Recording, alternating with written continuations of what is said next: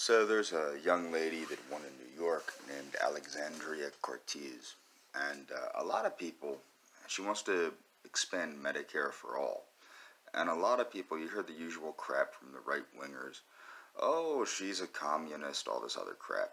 Okay, now what I want to, or my favorite is, how are you going to get the money for that? Now what's funny with conservatives is this.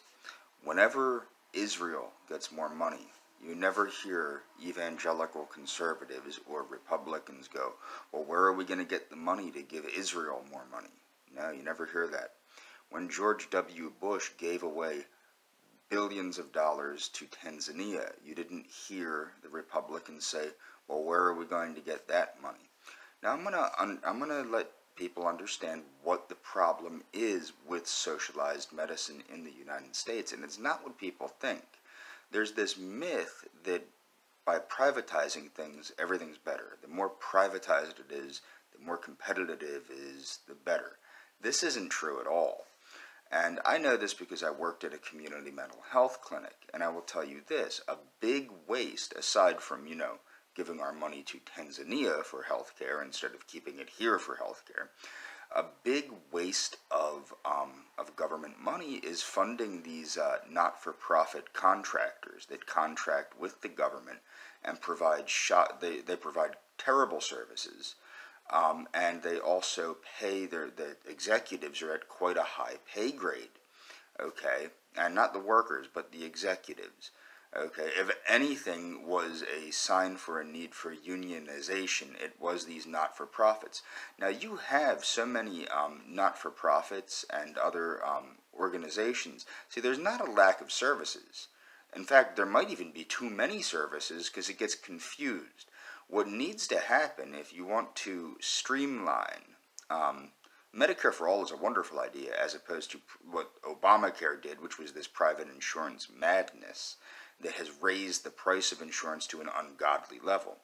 But what you need to do is you need to streamline the way that medicine is provided.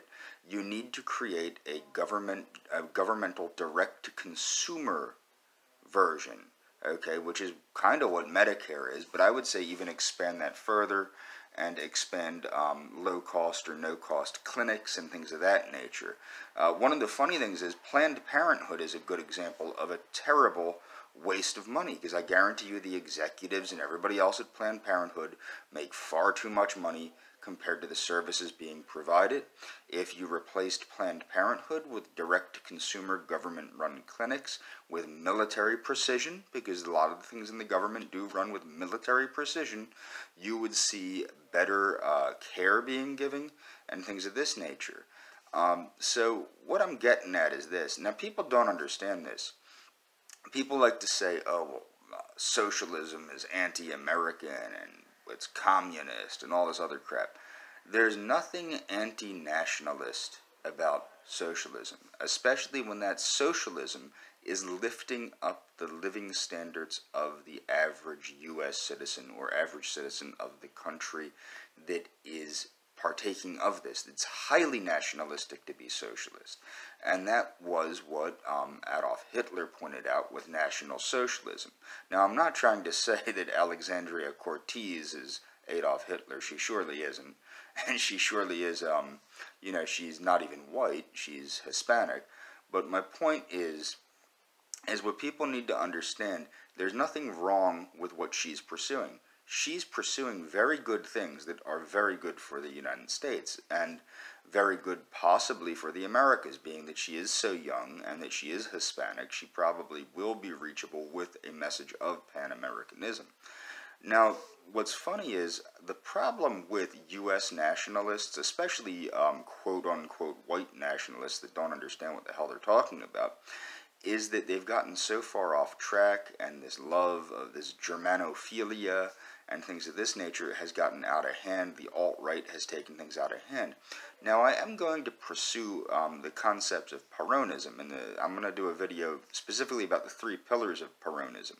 Now, the 3 pillars of Peronism are social justice, economic independence, and anti-imperialism.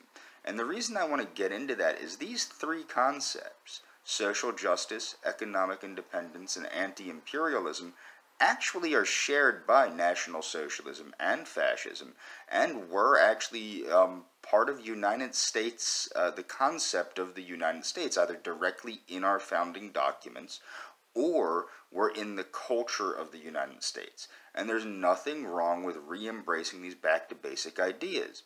The problem with things like the alt-right is it has taken these, it doesn't even explore these things, okay? The alt-right does not even explore these basic concepts that are necessary to lift up the nation.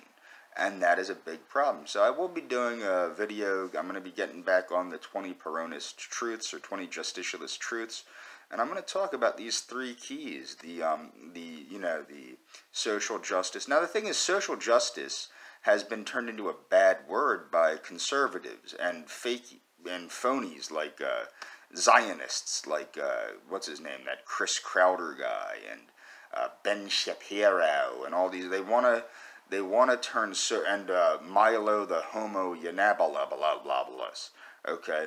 And they want to turn the concept of social justice into something negative. And you also see it being done on the left, these social justice warriors. They've completely bastardized the meaning of social justice. Juan Perón or Adolf Hitler, two big proponents of social justice, would not even recognize social justice today if they saw all this LGBTQIAP, LMNOP, QRSTUV crap going on. Okay, Bruce Jenner would not be a poster child for social justice, according to Juan Perón or Adolf Hitler. I'm just putting it out there. But I am going to be moving forward with Peronism and how that would be good for the United States and good for the Americas. But I want people to understand there's nothing wrong with socialism or anti-nationalistic about socialism. The problems with socialism has to do with, in the United States, has to do with the concepts of privatization. Before we had all this reaching for privatization, people that are old enough to remember the Clinton era and even the George W. Bush era, remember at these times prior to Obamacare, people actually could get services. The problem with these services is when you start privatizing, and when people when people can get rich off of helping people, they stop helping people and start getting rich. Now that's the problem. So there needs to be more direct-to-consumer stuff, directly from the government to the consumer.